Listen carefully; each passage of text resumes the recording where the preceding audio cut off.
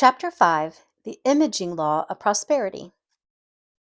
Once you have made your lists, work with them daily in changing, expanding, and revising them, there is another step that you are ready to take. At this point, the imaging power of the mind, which has an almost magical power, should be invoked to work for you. We are told in this modern age by authorities who are making a study of the mind that man can create anything he can imagine, that the mental image does make the conditions and experiences of man's life and affairs, that man's only limitation lies in the negative use of his imagination. In other words, if there is failure and lack in your life, it is because you first imagined it in your mind. You first set up life's limitations in your mind, and it is likewise in mind that you can begin dissolving those limitations and remaking your life into what you wish it to be. It was the French doctor Emile Coué who first declared that the imagination is a much stronger force than willpower, and that when the imagination and will are in conflict, the imagination always wins out. We have seen this proved in hypnosis. Often, when a mental picture is first suggested, the will does not want to accept that picture. But when the mental picture is repeated sufficiently, the imagination has no choice but to accept it and to bring it to pass, no matter how unlikely the mental picture appears to the reasoning power of the will. As we study these various laws of prosperous thinking, we are not being hypnotized, however. Instead, we are being dehypnotized from the ignorant, superstitious, limited beliefs of centuries of poverty thinking. Since you are hoping for greater good in your life, you should begin to form the mental image of it in your mind. Your reasoning power may tell you that it can never be, but that doesn't matter. Your will may say your dream is too big to come true, that it is impossible to fulfill. But if you just dare to continue imaging it anyway, then your imagination will go to work for you to produce the visible result you have been imaging, and in due time, your will can work for you also. Whatever the mind is taught to expect, that it will build, produce, and bring forth for you. History proves the power of imaging. History has proved this many times. Perhaps you recall the facts connected with the Peloponnesian War of ancient Greece. This war was significant because it lasted for 27 years. You will probably remember why it is believed to have lasted so long. Historians say that both sides lacked purpose or strategy. They had no particular plan for victory, and so they just drifted along indefinitely, never quite losing, yet never quite winning the war, just fighting. Finally, a Spartan of foresight and ability, obviously a man who knew how to image victory and success, appeared on the scene, went into action, and led his side to victory. Historians write that in one single hour he brought the long war to an end. And how did he do that? Was it through battle and bloodshed? Absolutely not. Instead, he led the enemy to believe that they had his ships and men cornered at the entrance of the Dardanelles. There he waited patiently for 4 days until the enemy became sure of themselves, thinking that his silence signified weakness and inability to fight.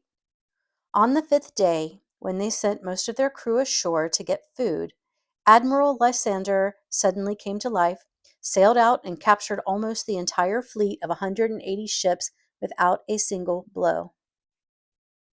Often we have been like those ancient Greeks. We had no plan or image of victory, and so we just went along, never quite winning, never quite losing in life, just fighting.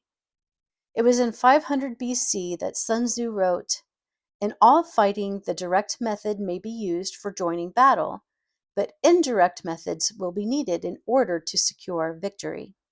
When you use the all-powerful imaging power of the mind to envision your good, you are using the indirect method that will secure the victory over life's problems for you. Instead of battling with poverty, failure, and financial lack, which often only multiplies your problems, begin using the indirect method, that of quietly, deliberately, and persistently imaging your good. Success is created mentally first. In the book of Genesis, we are told how Joseph proved the power of the imagination for success and prosperity. From him, we learn what to do and what not to do with our imagination.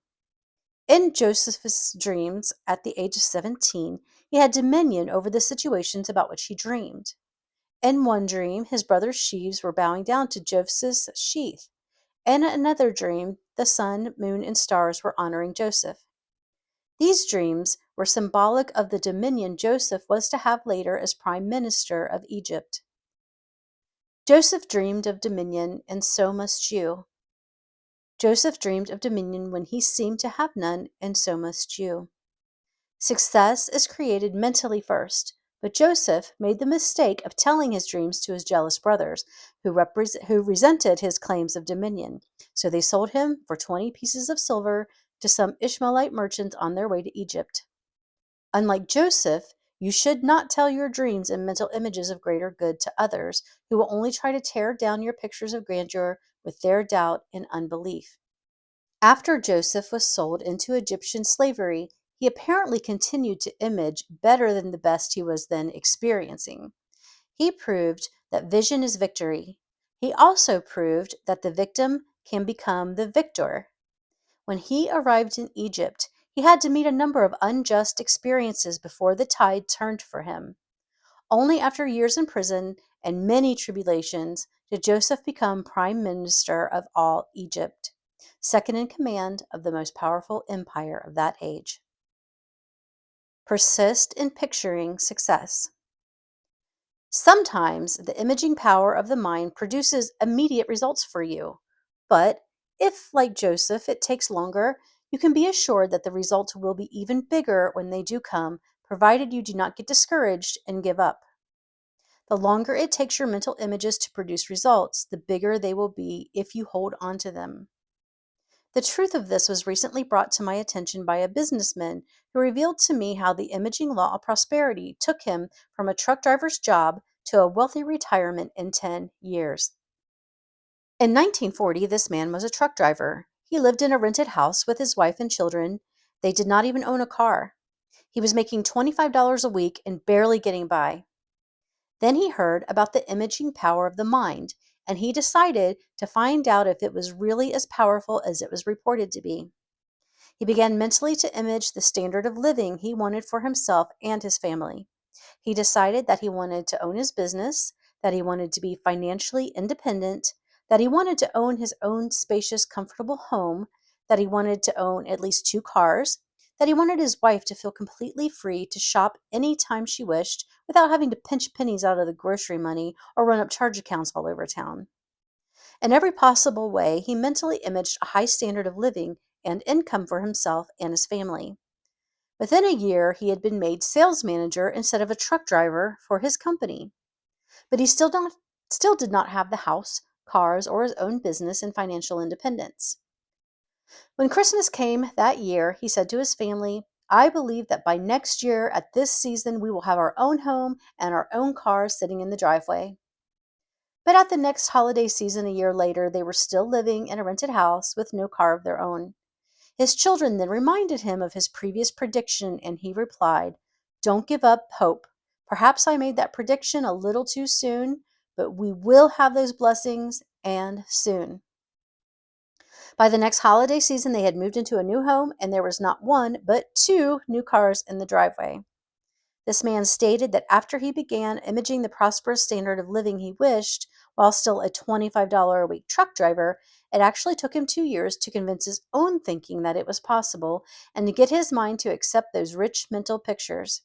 But he declared that after his mind was fully convinced he could become prosperous, it was like breaking a hard shell. Suddenly, success began to come so fast that he could hardly keep up with it. It was then that the house and 2 cars appeared. This man further stated that it took him 6 years from the time he began to image a high standard of living to completely achieve his goal. But within 6 years, after he began imaging prosperity on a grand scale, he had attained it in the insurance business. Within 10 years, he had made so much money, he retired. In fact, he concluded his story with the imaging power of prosperity by saying, "I went from a penniless truck driver to a fortune in insurance in 10 years, but that was only my first fortune. I have now tired of retirement and plan to make my second fortune during the next 10-year period through the same method by imaging it. The power of a master plan.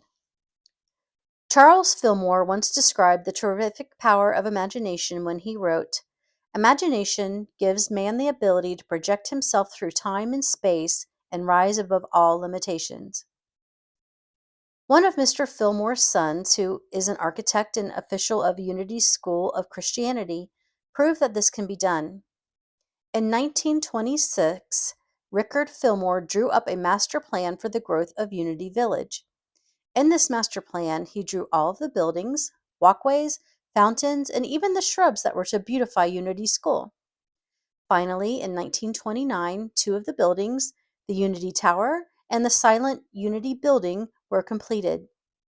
Because of economic conditions during the Depression era that followed, no more building was undertaken for 11 years. But Rickard Fillmore persisted in his vision by going right ahead and landscaping the grounds, even filling in shrubs around the future buildings. I remember hearing him tell at a minister's conference how he sat in his office located in Unity Tower during those years of non-building, and how he would look out over the Unity grounds where the prospective buildings were to be erected. He would image them as already there, picturing how they would look in every detail. After years of his faithful imaging, beginning in 1940, a number of other beautiful buildings were constructed. The beauty of Unity Village is now enjoyed by visitors from all over the world who can behold what the imaging power of the mind has accomplished there. Make a wheel of fortune. Truly, nothing is impossible for the imagination to accomplish. But perhaps you are thinking, I am not yet well versed enough in the imaging power of the mind to get results as you have described. Isn't there some simple way I can begin training my imagination to produce such results for me? Yes, there is. An engineer in my first prosperity class devised a practical method for training the imagination to produce rich results. He designed a wheel of fortune to help project his mind through space and time, thereby rising above present limitations and bringing forth happy results. After this engineer began to use the imaging power of the mind through his wheel of fortune, he went into a multi-million-dollar construction job, which he is still working on in the Midwest. This wheel of fortune he designed has fascinated and helped scores of people. For instance, some ministerial friends of mine told me that they used his wheel of fortune idea for a short period and realized a lifetime dream by taking a trip to Europe. Another ministerial friend told me that after she made a vacation wheel of fortune, she was able to take her sick mother to Florida in the middle of the winter for warm sunshine, which the doctors had prescribed for her. Through a series of events that brought about that Florida trip, they were offered a friend's house on the beach at the height of the winter season, free of charge. There they made friends with neighbors who invited them into their homes for happy social events during their stay. Another result was that this minister was given a beautiful fur coat by one of these new friends just before she returned home to the cold weather. Actually, the Wheel of Fortune idea is very simple. It is a very simple method for putting the imagination to work for you. The engineer made his Wheel of Fortune in this way. On a large piece of poster board, he drew a round circle that encompassed most of the space. In the center of this circle, he placed a picture of some religious idea or scene that denotes a higher power. This could be a picture of the Bible, a picture of Christ, the Lord's Prayer, or whatever religious symbol means most to you. Under this center circle, he typed the following words: Divine intelligence is in charge of my life. I am now open, receptive, and obedient to its rich instruction and guidance. This formed the innermost part of his Wheel of Fortune. This idea was its hub. For this innermost part, he drew 4 lines to the circumference of the circle. After dividing his wheel into 4 parts, he then labeled the 4 parts: business, family, spiritual, social, and recreational. In each of these 4 parts, he then placed pictures of the results he desired to achieve in those 4 phases of his life. For instance, in the business phase, he placed pictures concerning the perfect engineering job he wished as a result of the job transfer which was pending. Under this picture, he placed the words, I am now activated by divine intelligence, motivated by divine love, and guided by divine power into my right work, which I perform in a perfect way for perfect pay. The divine plan of my life now takes shape in definite, concrete experiences leading to perfect health, happiness, success, and prosperity. In the family phase of his Wheel of Fortune, he placed a picture of his present home, and under it these words, since it would be necessary to sell the house because of his job transfer. Divine intelligence directs the right buyer to this property. Everyone concerned is blessed by a just and orderly exchange of values. He also placed a picture of a new home, and under it these words, Divine intelligence knows our need, knows where the right house is, and knows how to manifest it to us at the right time. To help his wife through the transition period of moving and readjustment that would come as a result of this job transfer, he placed her picture in this area too, and under it these words, My wife is now motivated by divine intelligence and divine love. She is also guided by divine power, which now manifests in her every experience as perfect health, happiness, abundance, and success. For their ability to go forth to new experiences in faith, he placed on their wheel of fortune the picture of a door, and under it these words, As one door closes, another, bigger and better door opens. In the social and recreational phase of his Wheel of Fortune, he placed the picture of a sandy beach with an ocean background under which went the prayers. We give thanks for the divinely planned vacation under divinely planned conditions with the divinely planned and divinely manifest supply. For his general prosperity, he added these words, I am now guided by divine intelligence so that divine order is established and maintained in all my financial affairs. In the last part of his Wheel of Fortune, the spiritual phase, he placed the picture of a church under which he wrote, I am grateful that faith abides in my heart and that I am divinely guided to the right church in my new surroundings. Near these words, he also placed the picture of a Bible. He then placed this Wheel of Fortune with its pictures and words in a spot where he could privately view it and go over it every day. These simple words and pictures helped his imaging power of the mind go to work for him. In a few weeks, he was informed that the job transfer would be the biggest promotion he had ever received. For the first time in his engineering career, he could enjoy complete freedom of action with responsibility only to the vice president of the company. As he continued to view his Wheel of Fortune, he became so confident that their present home would be sold on time that he and his wife went to the new job assignment in a distant state and immediately found the perfect place to live. Then they proceeded to set a date to come back and arrange to move their furniture, a date by which they confidently expected their house to be sold. They went so far in their faith as to make plane reservations on that date to fly back so as to be present for the sale of their house. After they confidently set the dates and made their plans, everything they had expected began working out on time.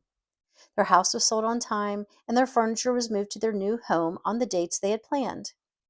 After getting settled in their new location, they took a vacation in a lovely tropical area where there were sandy beaches along the ocean, as their Wheel of Fortune had indicated. Later, they were guided to the perfect church for them in their new location, as pictured on their Wheel of Fortune. Thus did this engineer prove, in working with the imaging power of the mind, what he already knew to be true in his engineering profession from working with blueprints. Results have to be planned and then visualized before they can become a living reality. Napoleon used the imaging law. Before you can discount this as just one man's way of making his imagination work for him, let me assure you that one of the most powerful figures in history used the Wheel of Fortune idea to win many a battle and to achieve world fame. Napoleon kept a huge map before him with colored flags indicating the various moves he planned for his armies to take months in advance. He even used the prosperity technique of writing down his desires and plans so as to clarify them and start them into action from the invisible realm. In one instance, historians say that he dictated in detail the order and length of the marches, the meeting places of the two armies, the attack, the movements of the enemies, and even the blunder he expected the enemy to make, all 2 months before it happened and at a distance of 600 or 700 miles away from the scene. But Napoleon met his Waterloo because he, in a great measure, used destructively the very techniques that are so powerful for good when used in a positive, constructive manner. This turns your tide of thinking. Thus, if you want something very much that seems completely out of reach, make a wheel of fortune. They are powerful because they turn the current of your thought and expectation from I can't have to I can have, from despair to hope, from discouragement to encouragement, from failure to success. If you do not wish to make a wheel of fortune for all the departments of your life, make it for your main desire, perhaps for the one big thing you would like to experience in life which so far has evaded you. A friend of mine makes what she calls quickie wheels of fortunes for a period of 1 month. On these, she places pictures and phrases concerning the things needed for that short period of time. She says that by expecting immediate results, her mind seems to go to work for her much faster to produce an immediate result. Whereas if she makes wheels of fortune for longer periods, somehow her imagination isn't sufficiently stimulated to do much about it. Make a notebook of your desires.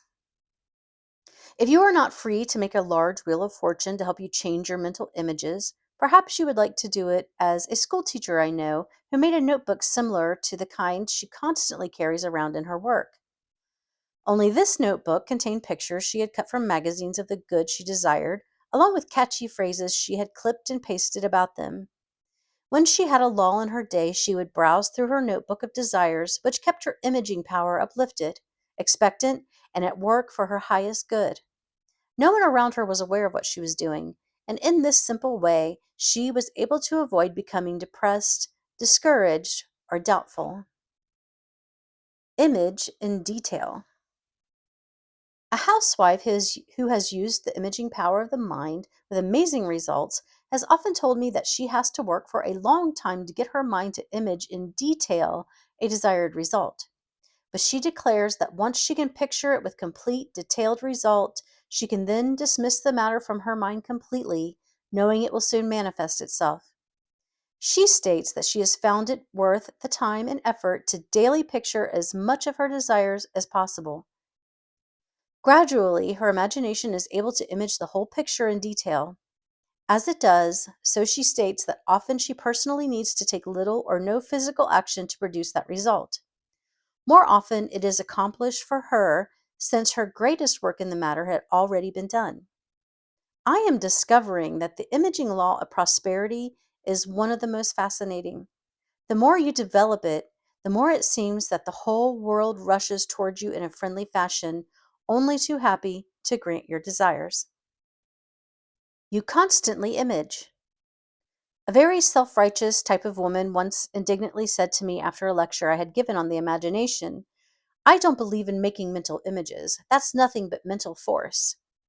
I tried to explain that she was constantly making mental images, whether she wanted to or not, because the mind thinks through mental pictures.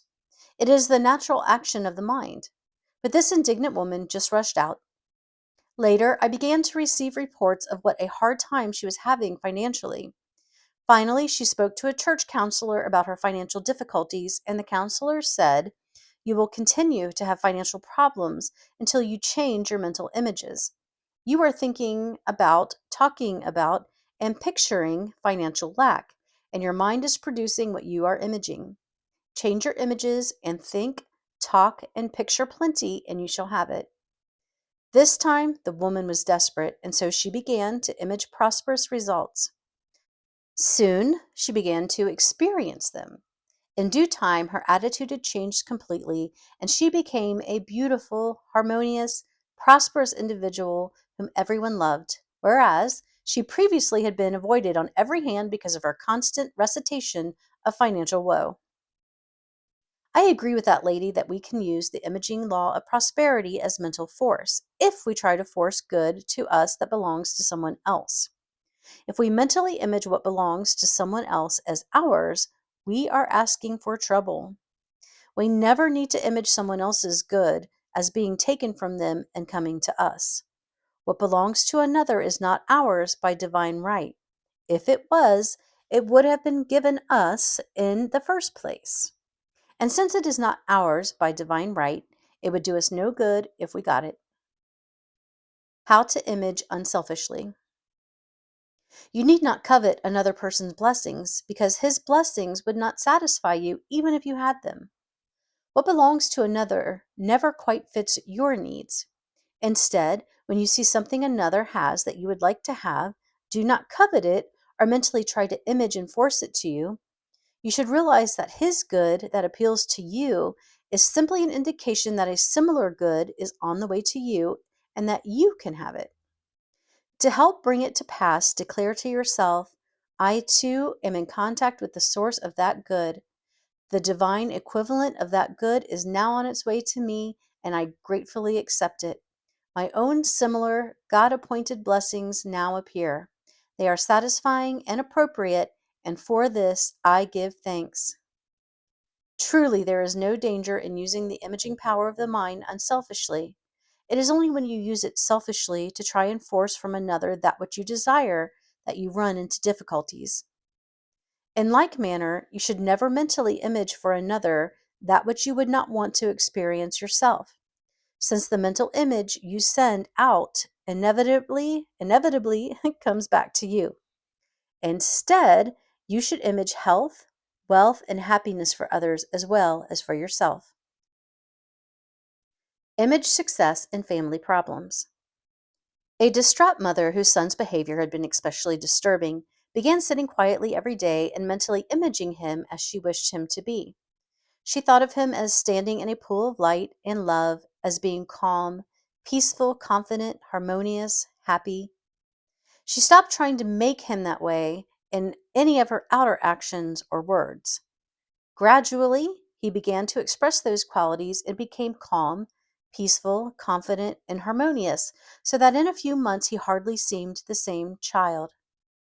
I have noted in talking with a number of women whose husbands would go astray and get interested in other women that almost inevitably it happened after the wife began to image her husband as interested in another woman. One wife, whose husband had strayed early in their marriage, came to me feeling very sorry for herself because she was going through the third other woman experience. As I closely questioned her, I realized that she had begun to wonder what she would do if such a thing happened early in their marriage, and soon it did happen. It happened 3 times before she realized that she had imaged each experience for her husband, and thus she had helped bring it forth. Be careful what you image for yourself or those who are receptive to your mental images, because it will surely happen. You should always give others the benefit of only good mental images. Often life's results are the difference between constructive and destructive mental images that you entertain for yourself and others. The writer might have been describing the power of mental images when he wrote, "Two men looked out from prison bars. One saw the mud, the other saw the stars."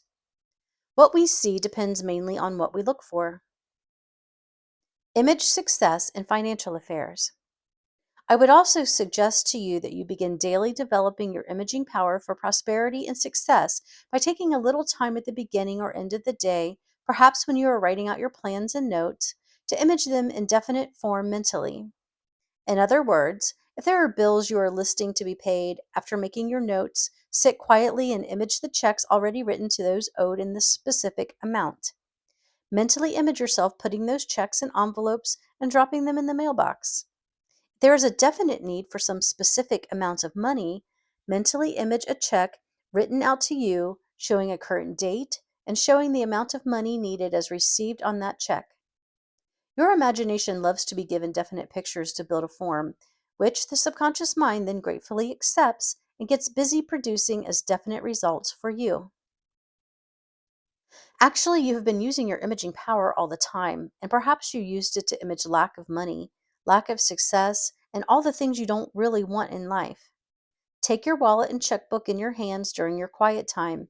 Closing your eyes, mentally image bills of large denomination bulging from the wallet. Mentally image your deposit slip showing large amounts of money being deposited into your bank account. Image, image, image all the good that you wish to experience. I know of a businessman who had gone through a period of severe financial lack and who felt he could no longer endure the privations. Realizing the imaging power of the mind, he purchased some play money and placed the bills of large denomination in his wallet so that every time he opened it, his eyes would first see those large amounts. He declared that soon his imaging power had accepted the picture of large amounts of money in his wallet rather than the previous image of lack. He further stated that never again did he find himself without sufficient money in his wallet to meet his needs. Image for travel. A friend of mine remembered the imaging power of the mind when she wished to travel around the world. She purchased a dress, the pattern of which depicted a map of the world. She wore this dress often, thinking of the trips she would take. Very soon, someone started a travel fund for her with a gift of money. As the fund gradually increased, she talked with the travel bureau and tentatively decided upon a trip to Europe. Within 6 months from the time she began wearing her dress of the world, her trip to Europe came about. She is still wearing that dress, though, because she now is mentally imaging other trips to other parts of the world. Image beauty and well being. Mentally image the way you personally wish to dress, look, act, react. Give other people a success and beauty treatment by picturing them as prosperous and successful. I often give people a private beauty treatment by mentally viewing them as wearing more beautiful clothes. It is amazing how often they appear soon in the very clothes I had pictured for them. This is a good way for a man to get his wife to wear better looking hats. Instead of fussing about the ones she currently wears, he should image her hats and appearance as he wishes them to be. It will surprise him how fast she will subconsciously respond. The more you use the imaging power of the mind, the more delightfully will it work for you. You are constantly imaging whether you have been aware of it or not. So why not take conscious control of your imaging power and produce health, wealth, and happiness that is yours by divine right? Image your true desires. Let me remind you of something mentioned in the last chapter. Don't compromise in your mental images. Image what you really want, not just what you think you can probably have.